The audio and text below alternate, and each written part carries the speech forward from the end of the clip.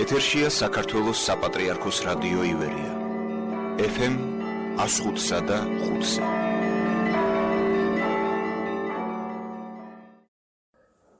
მოგესალმებით ძვირფასო რადიოს მსმენელებო. ეთერშია საპატრიარქოს რადიო ივერია, გადაცემით შეხვედრა მხატვართან. სულ ახლა კულტურის საერთაშორისო ცენტრში მოზა მოეწყო თანამედროვე ქართული ქანდაკების გამოფენა ფორუმი. ქანდაკება COVID-19 პანდემიის დროს. გამოფენა გაიხსნა 2021 ოქტომბერს და გაგრძელდა 19 ოქტომბრის ჩათვლით. სწორედ ამ საინტერესო საკითხთან დაკავშირებით მოვიწვიეთ პროექტის ხელმძღვანელი, თბილისის არქიტექტორთა და სკულპტორთა ასოციაციის თავმჯდომარე მოქანდაკე ლევან სალუქვაძე, თბილისის არქიტექტორთა და სკულპტორთა ასოციაციის წევრი, გამოფენის ორგანიზატორი მოქანდაკე ზვიად ჭედლიშვილი და ხელოვნებაცოდნობის დოქტორი გიორგი ჩუბინაშვილის სახელობის ქართული ხელოვნების ისტორიისა და ძეგლთა დაცვის ეროვნული კვლევითი ცენტრის უფროსი მეცნიერი თანამშრომელი, პროექტის მონაწილე სოფო ჩიტორელიძე. კიდევ ერთხელ მოგესალმებით და გთხოვთ ბატონო ლევან, მოგვიყვეთ უფრო დაწვრილებით ამ პროექტის შესახებ.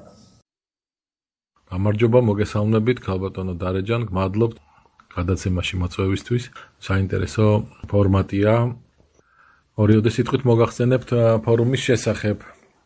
ჩვენ ასოციაციამ, რომელიც გახლავთ თბილისის არქიტექტორთა და სკულპტორთა ასოციაცია, საქართველოს კულტურის სამინისტროსა და თბილისის მერიის ფინანსური და ზოგადად მხარდაჭერით განახორციელა ძალიან საინტერესო პროექტი, რომელსაც ქვია ქანდაკება COVID-19 პანდემიის პერიოდში. თანამედროვე ქართული ქანდაკების ფორუმი. გაკეთდა გამოფენა, რომელიც ძალიან დიდი ხანი არ გაკეთებულა 30 წლის განმავლობაში, შეიძლება მეტიც. ქართულ მოქანდაკეებს არ ქონიათ საშუალება, რომ ასე ერთ სივრცეში თავი მოეყარა მათ ნამუშევრებს, მათ ნააზრევს, შეეხედათ ერთმანეთის ქმნილებებისთვის. მომხდარიყო ამის შედარება, ანალიზი, ხელოვნებაცოდნეებს ემუშავათ მათთან ერთად. ძალიან საინტერესო წამოწყებაა, იმედია, რომ ეს იქნება მხოლოდ დასაწყისი და მომავალში ასეთი გამოფენები გაიმართება. ზოგადად ქართული ქანდაკება განიცდის თავის რთულ პერიოდს, იმიტომ რომ მოგეხსენებათ ეს დარგი არის საკმაოდ ძვირადღირებული, მაღალბიუჯეტიანი, მაგრამ ასევე ძალიან მნიშვნელოვანი, უაღრესად რთული და უაღრესად მნიშვნელოვანი დარგია ქვეყნისთვის, სახელმწიფო ცნობიერებისთვის, ზოგადად აზროვნებისთვის. ეს არის სამგანზომილებიანი აზროვნების მრავალმხრივი, მრავალწახნაგიანი ანალიზის კულტურა, რომელიც ძალიან მნიშვნელოვანია ზოგადად სააზროვნო სივრცეში. ქართული ქანდაკება მე-20 საუკუნეში მაღალმწვერვალებს ავიდა და ძალიან მნიშვნელოვანია, რომ ის მუხტი, ის ძალა, ის ენერგია, რომელიც მოიკრიბა ამ დარგმა საქართველოში, არ დაიკარგოს და ის გადაეცეს მომავალ თაობებს. სამწუხაროდ დღეს გვაქვს ბევრი პრობლემები, რომლებზეც ვილაპარაკეთ უკვე. ფორუმზე ძალიან საინტერესო ფორმატი შეიქმნა, გაიმართა დიალოგი მსჯელობა საგანმანათლებლო პროცესთან დაკავშირებით, თუ სად ვართ და როგორ ხედავთ მომავალს.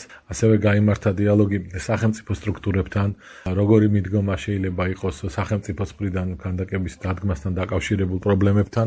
ასევე გაიმართა ცალკე მსჯელობა კერძო სექტორის წარმომადგენლებთან, რომელშიც დიზაინერები და გალერისტები იღებდნენ მონაწილეობას და ეს არის უკვე ახალი მიდგომა ზოგადად ქანდაკების სტიმულირებისთვის და მასში ასე ვთქვათ თანხების მოზიდვისთვის.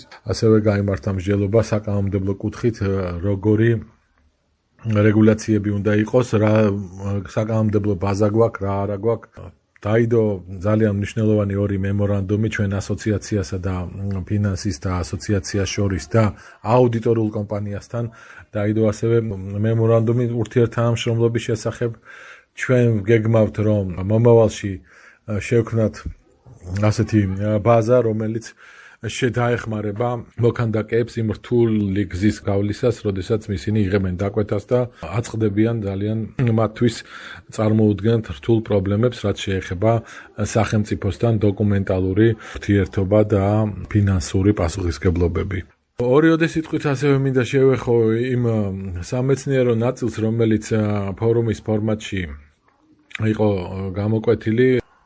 გაკეთდა მცირე, მაგრამ ძალიან მნიშვნელოვანი ანალიზი ქანდაკების ზოგადად მიმოხილვა ქართული ქანდაკების და კერძოდ კი თანამედროვე რეალობის სწორედ ამ გამოფენაზე დაყრდნობით ძალიან დიდ მადლობას მოვახსენებ მეცნიერებს, რომლებიც ჩაერთნენ საკმაოდ მაღალი ენტუზიაზმით და იმედი მაქვს, რომ გაგრძელდება ის და აღდგება ის ურთიერთობები, რომლებიც მოქანდაკეებსა და ხელოვნებაცოდნეებს შორის იყო. მნიშვნელოვანია ის ფაქტი, რომ თვითონ ამ ფორუმის კონცეფციის გააზრებისას, ამ კონცეფციის გააზრებაში ჩართული იყო გიორგი ჩუბინიშვილის ცენტრის დირექტორი ქალბატონი თამარ ბელაშვილი და დიდი მადლობა მას ამისთვის. ძალიან მნიშვნელოვანია, რომ ზოგადად ქართული ქანდაკების, ასე ვთქვათ, პატრონაჟში იყოს ჩართული არა მარტო სახელმწიფო ან კერძო სექტორი რაღაც კონკრეტული გამოვლენებით, არამედ მთლიანად საზოგადოებისთვის ეს დარგი იყოს მნიშვნელოვანი და მოხდეს გაცნობიერება თუ რაოდენ მნიშვნელოვანია ქანდაკება სახელმწიფოსთვის, ეროვნული აზროვნებისთვის, ეროვნული ცნობიერებისთვის, იმდენად, რამდენადაც ჩვენ ასე ვთქვათ, აცრასავით თუ რაღაც ანტიდოტივით მივიღეთ ეს მწარე წამალივით ეს სოციალისტური რეალიზმი, ლენინის და სხვა ბელადების გამოსახულება, რატომღაც ქანდაკებასთან გაეგივებული იყო ცნობიერებაში და ამდენად ჩვენთვის ეს გარკვეულწილად მიუღებელიც კი იყო. თუმცა არსებობდა ისეთი მაგალითები, როგორც დავით გურამიშვილის ძეგლი, ისევე როგორც გიორგი სააკაძის ძეგლი, ისევე როგორც მედეას ძეგლი. ხა მე განზრახ ჩამოთვალე მერაბ ბერძენიშვილის ნამუშევრები, იმიტომ რომ ჩვენი ფორუმი სწორედ მერაბ ბერძენიშვილის ხსოვნას მიეძღვნა, ჩვენ მერაბ ბერძენიშვილის მოწაფეები გახლავართ ამ ჯგუფი ადამიანებისა, რომლებიც ამის ორგანიზებაში ვიღებდით მონაწილეობას ამ ფორუმის. თუმცა რა თქმა უნდა არ შეიძლება არ აღინიშნოს სხვა ძეგლები, მათ დაამჩნიეს ქართულ, ასე ვთქვათ, ცნობიერებას თავისი ძალიან მნიშვნელოვანი დაღი, მაგალითად ვახტანგ გორგასლის ძეგლი, ელგუჯა ამაშუკელის, მაგალითად ვაჟა-ფშაველას ძეგლი, გოგიო ჩაურის მისი გამარჯვების მემორიალი. ზოგადად ძალიან ბევრია ესეთი შორს წაგვიყვანს ამის ჩამონათვალი, მაგრამ მნიშვნელობა აქვს იმას, რომ დღეს ჩვენ ქართულ ცნობიერებაში უნდა მოხდეს ახალი დაბადება, ახალი კონცეფციების ჩამოყალიბება, ახალი რეალობა უნდა შეიქმნას, რომელიც გამოიხატება სწორედ პლასტიკაში, სწორედ სამგანზომილებიან კომპოზიციებში, სწორედ ქანდაკებაში და შესაძლოა ძეგლებში, რომლებიც დაამშვენებენ ჩვენს სამშობლოს, ჩვენს ქვეყანას, ჩვენს ქალაქებს, ჩვენს საზოგადოებრივ თავშეყრის ადგილებს. ასევე მინდა აღვნიშნო, რომ ჩვენ ფორუმზე გაიმართა მსჯელობა, სადაც მოწვეული იქნა სამშენებლო კომპანია Saba Construction, რომელიც იღებს მონაწილეობას სახელმწიფო პროექტში მუნიციპალური რეგიონალური ცენტრების რეაბილიტაციასთან დაკავშირებით. არის იდეები, რომლებიც შეიძლება განხორციელდეს სწორედ ჩვენი ასოციაციის, ასე ვთქვათ, ჩარევით, გაიმართოს კონკურსები და კონკრეტულ რაიონულ ცენტრებში დაიდგას თანამედროვე ქართული ქანდაკებები, რომლებიც გაამშვენებენ და დაუბრუნებენ რაიონულ ცენტრებს მათ რეალურ, ასე ვთქვათ, შეკრების კრებსითობას, საზოგადოების გაერთიანების, ღირებულებების გარშემო გაერთიანების რაღაც ვიზუალური და ქალაქგეგმარებითი, ასე ვთქვათ, აქცენტები გახდებიან. დიდი მადლობა იმ საშუალებისთვის, რაც მოგვეცა ჩვენ, რომ აი ამ ძნელბედობის ჟამს, აი ამ COVID პანდემიის და თუ რაღაც საშინელი ეკონომიკური თუ სხვა კრიზისების დროს საქართველოს კულტურის სამინისტრომ შეძლო და დააფინანსა ეს პროექტი. აღსანიშნავია, რომ ყველა მონაწილე, ვინც გაიარა პირველი ფაზა კონკურსის და მოხდა გამოფენაზე, მათი ნამუშევარი ისინი 1000 ლარიანი, ასე ვთქვათ, ჯილდოთი იქნენ აღნიშნულები, ხოლო შემდეგ კიდე ამ გამოფენაზე გაიმართა სხვადასხვა ნომინაციებში კონკურსები, რომლებშიც ასევე გამოვლენილ იქნა 22 გამარჯვებული. ამისთვის ყველაფრისთვის, რა თქმა უნდა, ძალიან დიდი მადლობა კულტურის სამინისტროს უკვე ვთქვიეს და ასევე მინდა აღვნიშნოთ თბილისის მერიის როლი, იმიტომ რომ თბილისის მერია დღევანდელ დღეს არის პრაქტიკულად ყველაზე მნიშვნელოვანი დამკვეთი ქართველი მოქანდაკეებისთვის, კონცენტრირებული არის თბილისში კონკურსების უმრავლესობა, იმიქიდან გამომდინარე, რომ თბილისი არის დიდი ქალაქი, რომელსაც ასე თუ ისე მეტნაკლებად კიდევ სჭირდება მოქანდაკეების, ასე ვთქვათ, ამუშევარი მოქანდაკეების დასაქმება. მერია ჩართული იყო იმ კუთხით, რომ ჩვენ ასოციაციას და მერიას უკვე დიდი ხანია აქვს ასე ვთქვათ ურთიერთთანამშრომლობის ფორმატი, ჩვენ წარმოდგენილი ვართ მის კომისიებში, საკონკურსო კომისიებში, რომლებიც იღებენ გადაწყვეტილებას ამა თუ იმ ძეგლის მიზანშეწონილობის ან კონკრეტულად განხორციელების პრობლემებთან დაკავშირებით და აი ამ მუშაობის დროს, ამ კომისიებში მუშაობის დროს გამოიკვეთა ძალიან ბევრი პრობლემა, ძალიან ბევრი კითხვის ნიშანია დასმული და ამ პრობლემებს გჭირდება პასუხი. სწორედ ჩვენ ფორუმზე ჩვენ შევეცადეთ წამოგვეწია ის საკითხები, მოგვესმინა მოქანდაკეებისთვის, მოგვესმინა დარგში ჩართული სხვა ადამიანებისთვის, ხელოვნებაცოდნეებისთვის, არქიტექტორებისთვის, ურბანისტებისთვის, ასევე მოგვესმინა კერძო სექტორის წარმომადგენლებისთვის, ზოგადად საზოგადოებისთვის, გაგვეგო მათი აზრი. ყველაფერი იქნა ფიქსირებული ვიდეო და აუდიო მატარებლებზე და ახლა უკვე ვართ იმ ფაზაში, რომ მიმდინარეობს ამის ანალიზი და ჩვენ მერიას აუცილებლად რამდენიმე დოკუმენტს წარუდგენთ, რომელიც გახდება შემდგომში საფუძველი ახალი რეგულაციებისა, რომლებიც დაეხმარება ქანდაკებას და ქალაქს, შესაძლებლობა მოგვეცეს განხორციელდეს პროექტები ყოველგვარი, ასე ვთქვათ, ზედმეტი და რთული პროცედურების გავლისა. რაც დღეს საკმაოდ დიდ პრობლემას წარმოადგენს და უმრავლესობა მოქანდაკეების არ არის ჩართული თანამედროვე კონკურსებში, სწორედ იმის გამო, რომ არ არსებობს საკანონმდებლო ბაზა, არ არსებობს საკომუნიკაციო სივრცე, არ არსებობს თუნდაც სააზროვნო სივრცე, სადაც მოიხარშება, მომზადდება ეს პროდუქცია, რომელსაც ქვია ზოგადად ქანდაკება და ეს ქანდაკება მერე გართავსება ურბანულ სივრცეში. ასევე იყო მსჯელობა ქალაქის პარკებში თუ აი თანამედროვე მრავალრიცხოვანი თავშეყრის ადგილების გამშვენებასთან დაკავშირებით არსებობს ძალიან ბევრი ნიჭიერი მოქანდაკე, ნიჭიერი მოაზროვნე, რომლებიც გვთავაზობენ ახალ ფორმებს, ახალ კონცეპტუალურ ნამუშევრებს, ახალ ქანდაკებებს, რომლებიც განსხვავდებიან ტრადიციული სკულპტურებისგან და ისინი ძალიან საინტერესოები არიან ზოგადად თანამედროვე სივრცის მოსაწყობად.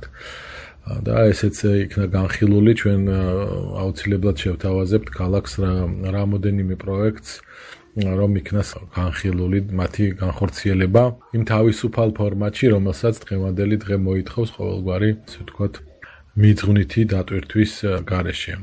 უბრალოდ თავისუფალი ფორმები, თავისუფალი ესთეტიკა, თავისუფალი კონცეპტუალური აზროვნება, რომელიც დაამშვენებს თანამედროვე თავისუფალ ქალაქს.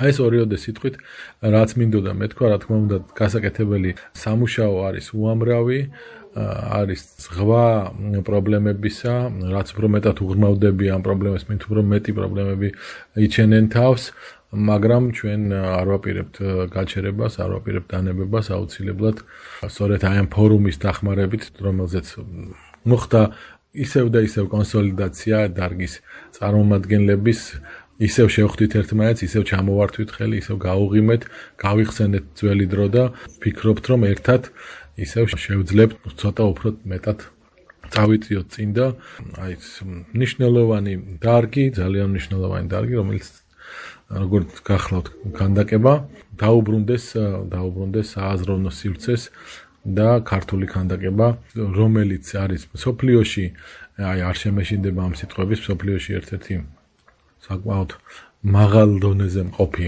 ეროვნული კულტურა, ისევ და ისევ წარმოჩინდეს თავისი საუკეთესო მხრით, საუკეთესო კუთხით.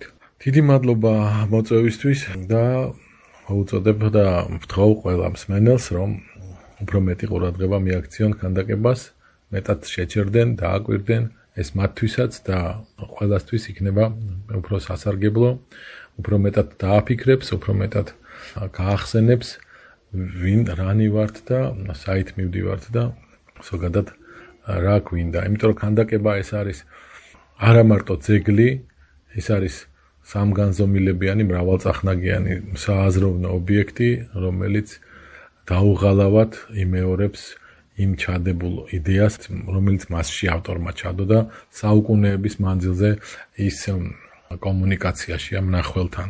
ის აზრი, რომელიც მასში ავტორმა ჩადო, გაუთავებლად მოდის და ასე ვთქვათ, გადმოედინება ძეგლიდან. გმადლობთ. მოგესალმებით. 13 ოქტომბერს გამართული ფორუმის მიზანი იყო მოგვეხდინა ქანდაკების ინდუსტრიაში არსებული სიტუაციის ანალიზი. მოგესალმებით, ინდუსტრია ფართო მცნებაა და შეიცავს უამრავ მიმართულებას, საერთოდ განათლება, მხატვრული დონე, ქანდაკების წარმოება, ჩამოსხმა და ასე შემდეგ. იმისთვის, რომ განსაზღვრო რაღაც შემდგომი ნაბიჯები განვითარებისკენ, აუცილებელია დაფიქსირდეს თუ სად დგევართ ყველა მიმართულებით. შესაბამისად, ეს იყო ჩვენი მთავარი ამოცანა, რომ იდენტიფიცირება მოგვეხდინა ყველა მიმართულებით არსებული სიტუაციის. რაც შეეხება ინდუსტრიას, ინდუსტრია ჩამოყალიბდა საქართველოში 70-იან 80-იან წლებში. როდესაც ქართულმა სკოლამ და თავად მოქანდაკეებმა შეძლეს საბჭოთა კავშირის უდიდესი ბაზრის 50-60%-ის დაკავება. შესაბამისად, ამუშავდა მაშინ ქარხნები, წარმოებები, რომელშიც დიდდებოდა და ისხმეოდა დიდი ქანდაკებები და ფაქტობრივად იჭრებოდა და იგზავნებოდა აღნიშნულ საბჭოთა კავშირის ბაზარზე. ჩვენი მცდელობა გარდა იმისა, რომ ეს ყველაფერი, ასე ვთქვათ, გაგვეანალიზებინა, მდგომარეობდა იმაშიც, რომ ფაქტობრივად დაახლოებით გვესაზღვრა რა პროცესები მოხდა ამ ბოლო 30 წლის განმავლობაში. საუბრობთ აქ 90-იან წლებზე, როდესაც ყველაფერი გაჩერდა. ფაქტობრივად არც იქამდე და არც მერე სახელმწიფო პოლიტიკაში, კულტურის პოლიტიკაში კონკრეტულად სექტორის დახმარებისა არაფერი არ იდო. ანუ ის იყო სრულად ფაქტობრივად ინდუსტრია. და მერე უკვე, ასე ვთქვათ, როგორც დამოუკიდებელი სახვითი ხელოვნების დარგი ქანდაკების, ასე ვთქვათ, ხარდაჭერა ფაქტობრივად ამ 30 წლის განმავლობაში არც მომხდარა. შესაბამისად, სურათი არც თუ ისე სახაბიელოა და ფაქტობრივად ყველა მიმართულებით, მაგრამ კიდევ ერთხელ ვიმეორებ, ამის მნიშვნელობა მდგომარეობდა იმაში, რომ ეს დაგვეფიქსირებინა. ანუ აი პირველი დღე ძირითადად დაეთმო ამ პრობლემების იდენტიფიცირებას და მეორე დღე ფაქტობრივად უკვე იყო ორიენტირებული იმაზე, თუ როგორ უნდა გამოვიდეთ ამ სიტუაციიდან. აქ იყვნენ მოწვეული სხვადასხვა დარგის სპეციალისტები, დიზაინერები, არქიტექტორები, მუნიციპალიტეტებზე ორიენტირებული ორგანიზაციები და საერთოდ ადგილობრივი ბაზრის ანალიზი მოხდა, შესაძლებლობების ანალიზი მოხდა და ასევე ვისაუბრეთ იმაზე, თუ როგორ უნდა გავიდეთ ექსპორტზე. განსაკუთრებით იმ ქვეყნებში, სადაც ქართულ ქანდაკებას კარგად იცნობენ და შესაბამისად უფრო ადვილია პროდუქციის გატანა. ჩვენ ასევე მოვამზადეთ და ხელი მოვაწერეთ დეკლარაციას. ეს დეკლარაცია მოიცავს აი ამ ძირითად მიმართულებებს, საიდანაც უნდა გადაიდგას ნაბიჯები იმისთვის, რომ ინდუსტრია აღდგეს და ასევე მომზადდება მოხსენება, რომელიც ფაქტობრივად აი ასახავს აი ამ პროცესს, რომელიც დაკავშირებულია ქანდაკების ინდუსტრიასთან. ასაკურველია თავისი რეკომენდაციებით და იმ მიზნებით და ამოცანებით, რომელიც პერსპექტივაში უნდა განვითარდეს. მართალი გითხრათ, დიდი იმედი გვაქვს იმისა, რომ ამ ძალისხმევით გარკვეულ ცვლილებებს მოვახდენთ სექტორში. ასევე გვაქვს იმედი, რომ სახელმწიფო მეტნაკლებად გვერდზე დაგვიდგება და შეინარჩუნებს ქანდაკებას. მდინარე იქიდან, რომ ძირითადად ფაქტობრივად სექტორი ექსპორტზე ორიენტირებული და საკმაოდ დიდი გამოცდილება აქვს ამ თვალსაზრისით. მოგესალმებით, ქალბატონო დარეჯან, მივესალმებით ჩვენს მსმენელს. მინდა ვისარგებლო შემთხვევით და მადლობა გადავუხადო კულტურის, სპორტისა და ახალგაზრდობის სამინისტროსა და თბილისის მერიას ამ მართლაც მნიშვნელოვანი პროექტის ფინანსური მხარდაჭერისთვის. ასევე თბილისის არქიტექტორთა და სკულპტორთა ასოციაციის წარმომადგენლებს, პროექტის ორგანიზატორებს, ბატონ ლევან სალუქვაძეს და ზვიად მჭედრიშვილს. ასევე პროექტის ყველა წევრს და ყველა მოქანდაკეს, რომლებმაც მონაწილეობა მიიღო აღნიშნულ გამოფენა ფორუმში. პროექტის ქანდაკება COVID-19 პანდემიის დროს ქართული ქანდაკების ფორუმი, პარტნიორი ორგანიზაცია, თავად ორგანიზატორების ინიციატივით და აქტიური სურვილით იყო გიორგი ჩუბინაშვილის სახელობის ქართული ხელოვნების ისტორიისა და ძეგლთა დაცვის ეროვნული კვლევითი ცენტრი და აქვე გაწეული თანამშრომლობისთვის მადლობა მინდა გადავუხადო ცენტრის დირექტორს ქალბატონ თამარ ბელაშვილსაც. პროექტის მნიშვნელობაზე უკვე ითქვა და ამის შესახებ მე რა თქმა უნდა აღარ ვისაუბრებ, თუმცა ორიოდე სიტყვით მინდა აღვნიშნო მისი მასშტაბურობის შესახებ, როგორც მონაწილეთა რაოდენობრივი, ისე შინაარსობრივი თვალსაზრისითაც. გამოფენა ფორუმში მონაწილე მრავალ ხელოვანთან ერთად ღონისძიებაში ჩართულები იყვნენ სხვადასხვა დარგის არაერთი თეორეტიკოსი სპეციალისტი და მათ შორის ფორუმის ერთი ნაწილი დათმობილი ჰქონდა სამეცნიერო დისკუსიას, სადაც ჩუბინაშვილის ცენტრის მეცნიერ თანამშრომლებმა ისაუბრეს ქართული ქანდაკების, ისტორიისა და მიმდინარე პროცესების შესახებ. ასევე განხილული იყო გამოფენაზე წარმოდგენილი ნამუშევრებიც. მოგეხსენებათ, გიორგი ჩუბინაშვილის სახელობის ეროვნული კვლევითი ცენტრი, ყოფილი ხელოვნების ისტორიის ინსტიტუტი უკვე 8 წლეულია 1951 წლიდან ემსახურება როგორც ძველი, ისე თანამედროვე ქართული ხელოვნების სამეცნიერო შესწავლას და მის პოპულარიზაციას. მათ შორის მე-20 საუკუნის 40-იანი წლებიდან მოყოლებული ინსტიტუტის მეცნიერ თანამშრომლები ეწეოდნენ ქანდაკების დარგის სამეცნიერო კვლევას და მნიშვნელოვანი როლი შეასრულეს დარგის ისტორიული განვითარების სრული ხაზის ასახვა წარმოჩენაში. და გარდა სამეცნიერო კვლევითი საქმიანობისა, ისინი ამავდროულად აქტიურად მონაწილეობდნენ მიმდინარე პროცესებში. რაც თავისთავად გულისხმობდა მათ მუდმივ ჩართულობას ქანდაკების სფეროში გამოცხადებულ ყველა კონკურსის მიმდინარეობაში და ამა თუ იმ ქანდაკების პროექტის შერჩევის პროცესში მათ პროფესიულ კომპეტენტურ მოსაზრებას უმრავლეს შემთხვევაში გადამწყვეტი როლი ჰქონდათ. მე-20 საუკუნის განმავლობაში მოქანდაკეებთან აქტიურად თანამშრომლობდნენ ისეთი ცნობილი ქართველი მკვლევარები, როგორებიც იყვნენ ბატონები ვახტანგ ბერიძე, ნოდარ ჯამბერიძე, თამარ სანიკიძე და სხვები. ასევე თანამედროვე ქანდაკების ისტორიის შესწავლას ფუნდამენტური ნაშრომი მიუძღვნა ქალბატონმა ლელა შანიძემ. მსგავსი ტიპის თანამშრომლობა ბოლო 10 წლეულებია ქვეყანაში განვითარებულმა ისტორიულმა პროცესებმა გარკვეულწილად შეაფერხა და სწორედ ამ თვალსაზრისითაც კიდევ უფრო მნიშვნელოვანი, სასიხარულო და მისასალმებელია ორგანიზატორების თავად მოქანდაკეების ჩანაფიქრი და ურთიერთ თანამშრომლობისთვის კვლავ აღსადგენად მათ მიერ გადადგმული ნაბიჯი. რაც ვფიქრობ, ორივე მხარის წარმომადგენლებისთვის, როგორც ხელოვანებისათვის, ისე თეორეტიკოსებისათვის უდაოდ დადებით შედეგს მოიტანს და ხელშეუწყობს როგორც ქანდაკების დარგის განვითარებას, ისე სამეცნიერო კვლევების სრულყოფას.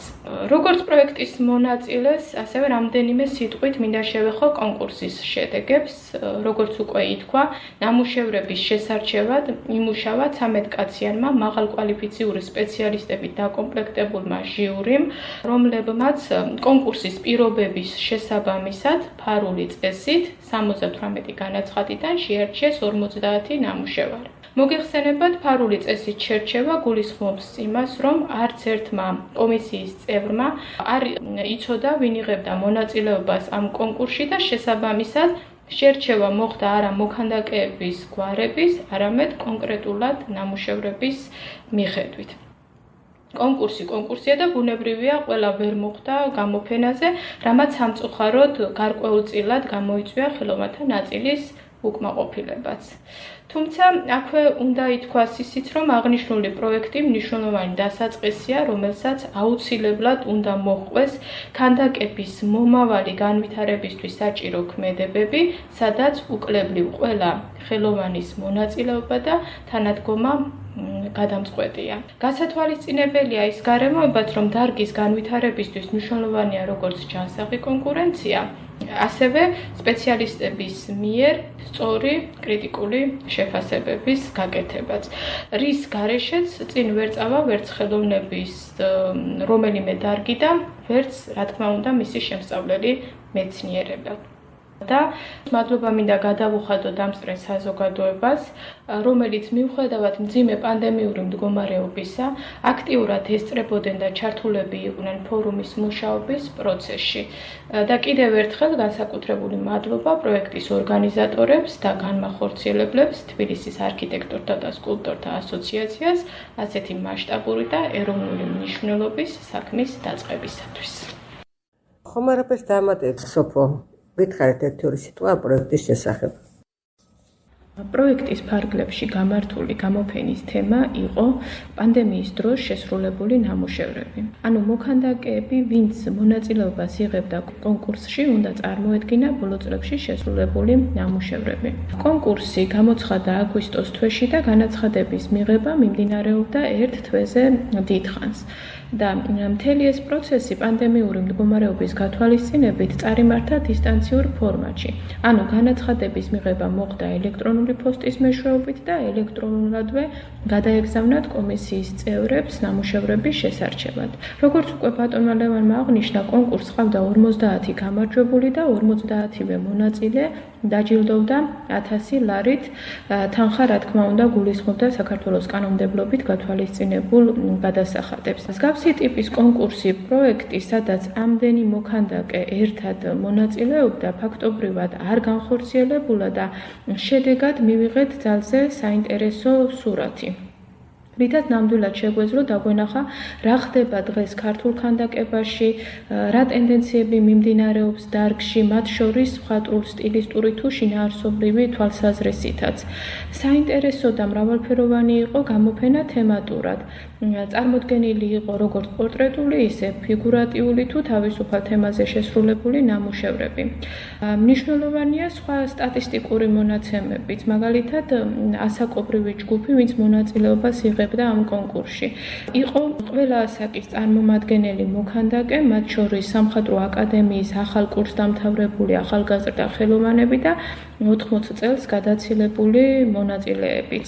აღსანიშნავია ის ფაქტი, რომ გამოფენის ერთი მონაწილე გახლდათ სამხატვრო აკადემიის დამამთავრებელი კურსის სტუდენტი, რომლის ნამუშევარმაც Facebook მნახველის ყველაზე მეტი მოწონებაც დაიმსახურა. ასევე უნდა აღინიშნოს ისიც, რომ გამოფენაზე წარმოდგენილი იყო საქართველოს სხვადასხვა რეგიონებში მოღვაწე მოქანდაკეებისა და საქართველოს ფარგლებს გარეთ მოღვაწე ჩვენი ცნობილი მოქანდაკეების ნამუშევრები, რომლებიც დიდი ენთუზიაზმით შეუერთდნენ ორგანიზატორების წამოწყებას და მიიღეს მონაწილეობა აღნიშნულ კონკურსში. კონკურსი მოიცავდა 2 ეტაპს. პირველი ეტაპი, როგორც უკვე აღინიშნა, გულისხმობდა 50 მოქანდაკის ნამუშევრის შერჩევას, ხოლო მეორე ეტაპზე ამ ნამუშევრებიდან საკონკურსო კომისიამ 10 ნომინაციაში კიდევ 22 გამარჯვებული გამოავლინა. ნომინაციაში გამარჯვებული მოქანდაკეებისთვისაც კიდევ იყო განსაზღვრული დამატებითი ფულადი ჯილდო, ეს იყო დარიცხული 500 ლარის ოდენობით.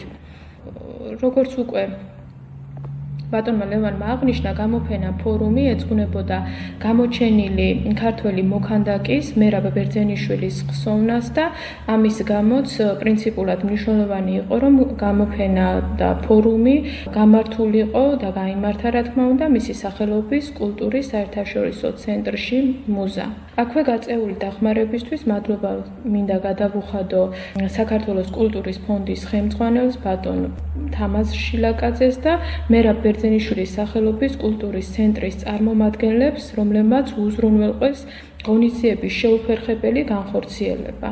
უნდა აღინიშნოს ის ფაქტიც, რომ პანდემიის პირობების მიუხედავად გამოფენა იყო ხალხმრავალი და უდიდესი ინტერესი გამოიწვია საზოგადოებაში. მთელი ამ დღეების განმავლობაში გვირეკავდნენ, გვეხმიანებოდნენ, რამდენხანს გაგრძელდებოდა გამოფენა და რამდენამდე შეეძლოთ მათ ენახათ გამოფენაზე წარმოდგენილი ნამუშევრები. ასევე აღსანიშნავია ის ფაქტი, რომ ეს გამოფენა ძალზე მნიშვნელოვანი იყო თავად მოქანდაკეებისთვის, ბევრისთვის ახალი სტიმულის და იმედის მომცემიც და გაჩნდა განცდა, რომ ამ ქვეყანაში მათზე კიდევ ზრუნავდნენ და რომ ქანდაკების დარგს ექნებოდა მომავალი განვითარება. მათი ჩვენი და ალბათ მთელი საზოგადოების სურვილია, რომ ჩვენმა სახელმწიფომ სამომავლოდაც შეძლოს ამ ადამიანების, ამ დარგის მხარდაჭერა და რომ ჩვენ ერთად ჩვენს მომავალ თაობას დავუტოვოთ ისეთი ძლიერი ქანდაკების სკოლა, როგორიც ტრადიციულად ჩვენ ერს ჰქონდა. კიდევ ერთხელ მადლობა ყურადღებისთვის. დიდი სიამოვნებით გისმენთ, როგორც აღნიშნეთ, ამ საინტერესო წამოწყებას გაგრძელებაც ექნება და იმედს ვიტოვებ, რომ ჩვენ კვლავ შევხვდებით საინტერესო საუბრებით. გისურვებთ წარმატებებს. რადიოს მეროს კი შევახსენებთ, რომ ჩვენი სტუმრები გახდნენ თანანდორი ქართული ქანდაკების გამოფენა ფორუმის ხელმძღვანელი მოქანდაკე ლევან სალუქვაძე, გამოფენა ფორუმის ორგანიზატორი მოქანდაკე ზვიად ჭედლიშვილი და პროექტის მონაწილე სოფო ჩიტორელიძე. ნახვამდის. მომავალ შეხვედრამდე გადაცემას უძღვებოდა დარეჯე ჭილაში.